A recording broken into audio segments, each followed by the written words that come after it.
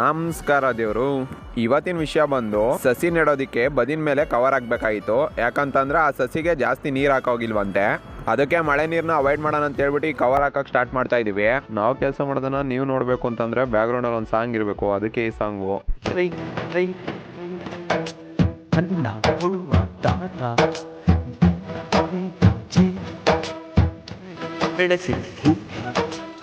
ಬೇರಿಯ ಹೊರಗಡೆ ಬಂದ ಹೂವ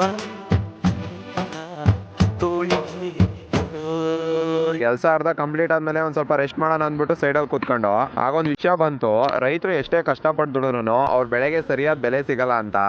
ಈ ವಿಷಯ ಕೇಳಿದ್ಮೇಲೆ ನಾನು ಹೇಳೋದು ಇಷ್ಟೇ, ದೊಡ್ಡ ದೊಡ್ಡ ಕಂಪ್ನಿ ತಯಾರು ಮಾಡೋ ಪ್ರತಿಯೊಂದು ಪ್ರಾಡಕ್ಟ್ಗೂ ಫಿಕ್ಸೆಡ್ ರೇಟ್ನ ಫಿಕ್ಸ್ ಮಾಡಿರ್ತಾರೆ. ಅದೆಷ್ಟೇ ರೈಟ್ ಇದ್ರೂ ಕಣ್ಮುಚ್ಚಿ ತಗೊಂತೀರಾ. ಅದೇ ಒಬ್ಬ ರೈತ ಬೆಳೆದಿರೋ ಬೆಳೆನ ಮಾರ್ಕೆಟಿಗೆ ತಂದಾಗ ಚೌಕಾಸಿ ಮಾಡಿ ಬೆಲೆ ಇಳಿಸ್ತೀರಾ. ಹಾಗಾದ್ರೆ ಬೆಳೆ ಬೆಳೆಯೋ ರೈತನಿಗೆ ಬೆಲೆನೇ ಇಲ್ವಾ? ಈ ವಿಡಿಯೋ ಮೂಲಕ ಸರ್ಕಾರಕ್ಕೆ ಕೇಳೋದು ಒಂದೇ, ರೈತ ಬೆಳೆದಿದ್ದ ಬೆಳೆಗೆ ರೈತನೇ ರೈಟ್ ಫಿಕ್ಸ್ ಮಾಡಬೇಕು.